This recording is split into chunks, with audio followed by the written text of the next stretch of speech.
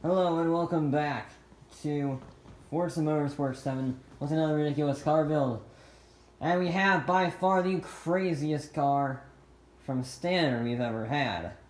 This is the Exocet XP-5. And it has the chassis of an MX-5, the look of an aerial atom, the engine from a Corvette, and the suspension from a Cadillac ATS-V, and a wing thrown on there just for good measure. It's absolutely bonkers. And we're gonna make it even crazier. It's already a bit mental to begin with. And, well, we're gonna make it more mentaler. We're not gonna drivetrain swap, we're not gonna engine swap it, even if we could, we wouldn't. And it already has active wing back, so we could put these on it, which just add weight and increase drag, so we're not going to do that. It already has racing tires on it from standard, so we can put it up to 285s on the front, and please be big, 285s on the rear. Okay, it's not the worst, not the best either, but there you go. Yeah, it is a bit of a mental car. We're already in the R class. I do fear for controllability because these styles of vehicle don't have... If you upgrade them, they generally get worse if you upgrade them. It's just a fact for these things. Already have racing suspension, so you want drift suspension on this thing. As fun as it would be, and as undrivable as it would be, we're not going to. And I have no idea how much power this car can get. So let's see. And we already start off at 525 horsepower, which isn't too shabby. I'm hoping there's a supercharged or turbocharged or something. So we're up to 600 horsepower. Oh, it's naturally aspirated. Okay, alright. We're almost up to 800. I'd like 800. Please give me 800 horsepower. Give me a little more power. I mean, 797, okay, whatever. This is a monster. It weighs just 1,600 pounds, has 800 horsepower near enough. I would like a supercharger on it, I really would. I thought there was be a supercharger on this, but, yeah, there we go. I have no idea if this car will be drivable in any way. Alright, the Exocet XP-5 is going to have to challenge, well, the Chaparral 2E, which did a 126 around here, 126.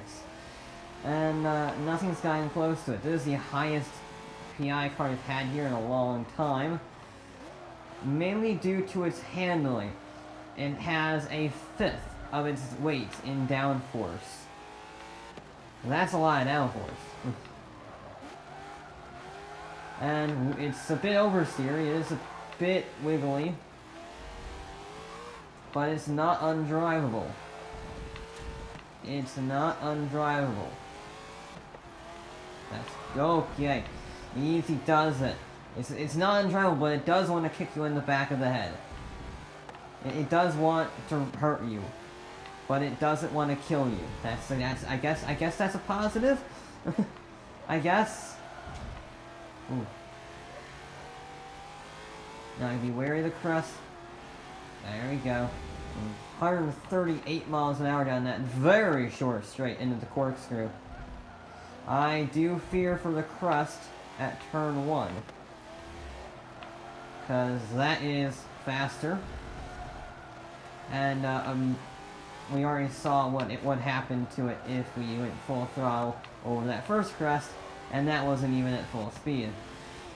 Who knows, maybe it'll be fantastic. I doubt that for some reason.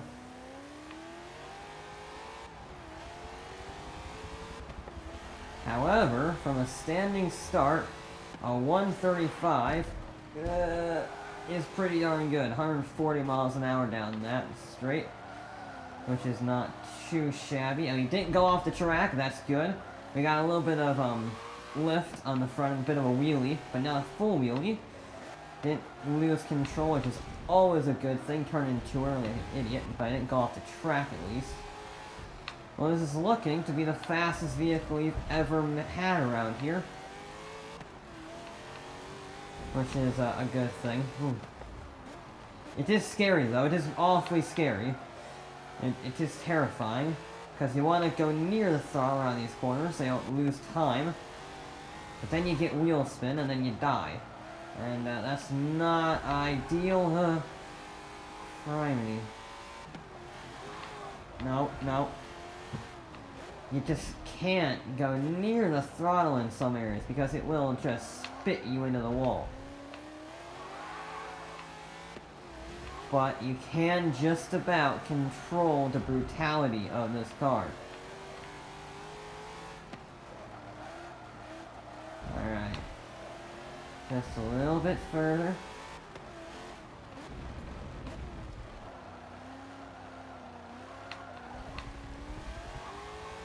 Okay, there we go. Whoa. Good wheel spin, there we go, and across line 131.2. Uh-oh. 144 miles an hour down there is ridiculously fast. And this is rear-wheel drive with a massive lift over the crust.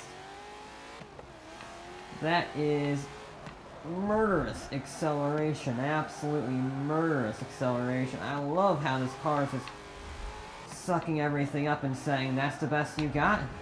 That's all you got, man? And, I mean, it does punch you in the face repeatedly for driving it. But you can control it. It's like a bucking bronco. Whew. 120 miles an hour down that straightaway. 30 laps will count, by the way. I know this lap is up. And it's still... Whoa, Christ. I want to go fast. That's the one of the two straightaways we have. And I just can't. I just can't. Okay. Well, this lap is completely ruined because of a kick of oversteer. When you try to go full throttle at the end of the second gear. Come on. Okay. Well, this is a very, very fast car around here. I mean, that lap is atrocious, one of the fastest laps we've had right here, 133.9. That atrocious lap would put us, I think, second on the leaderboard for our cars that we built. That's impressive. Oh, we got 2 more laps to actually make something good around here. I say make something good, we did a 132, but it is a bit slidey lap. They're very slidey laps. Let's see if we get a lap where we don't drift like a madman. I mean, that's 146 miles an hour, and you can get the power down. It does fly away like a spaceship. It's just a matter of getting that power down in the first place. No, get off the dirt.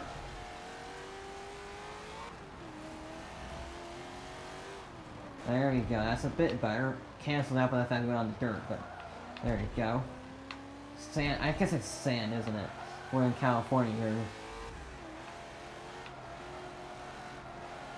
Come on, there we go. Oh, for God's sake. We're down. Oh, we got one more high pressure lap to actually make something good come out of this. I want to try and get into the 130 deads. 130 dead. No, 132, no, 131, I want to get a 130 dead. Because this was a 131, too. 145 down there, or even faster. Just don't get any wheel spin. Just don't get any wheel spin. Don't even tempt the rear wheels to start spinning.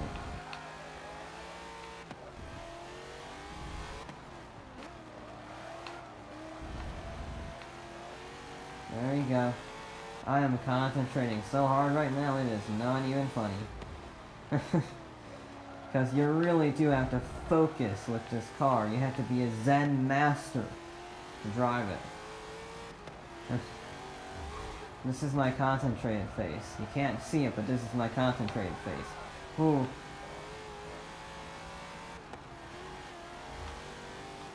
$130 down there.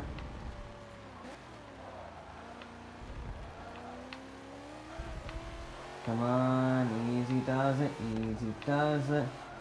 Don't even look at the speed, just use your finger to figure out if it's wheel spinning or not. Because you're just focusing on the line of the track and the car driving and not messing up.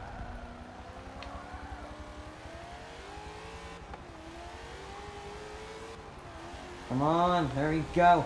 Oh, you're a little bit up, 131.0. Couldn't quite get the 131, sub 131.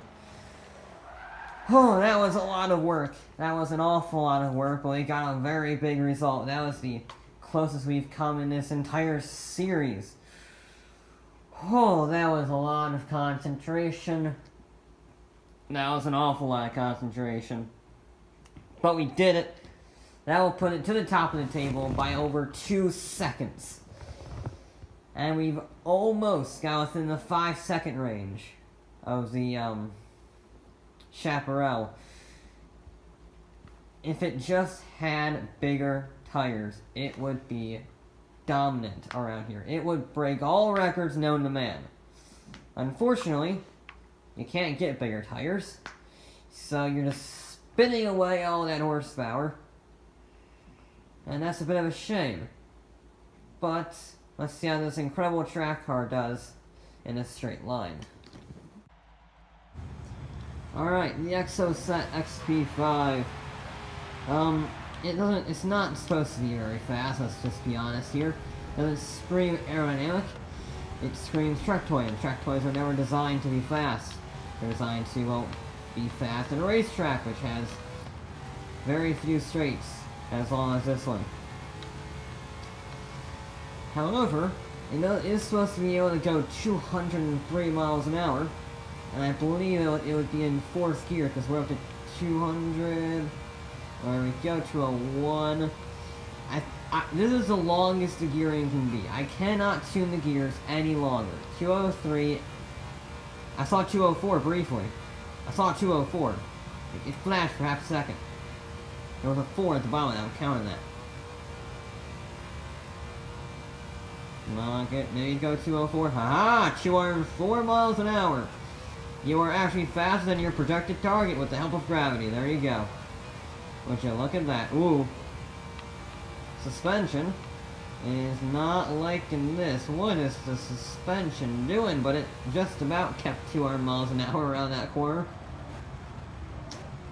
That was, bumpy, I think is the, word of choice.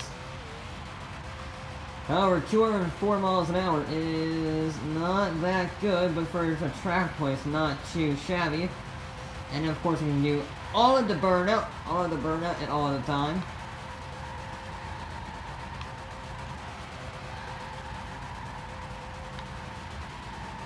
And as it's just kind of hides in the shadow of its own smoke, it is towards the bottom of the table, as you would expect. It's 2 miles an hour slower than the S800. But for a track play, it's not too shabby. But that's going to be it for this episode of Forza Motorsports. I'll be back with more.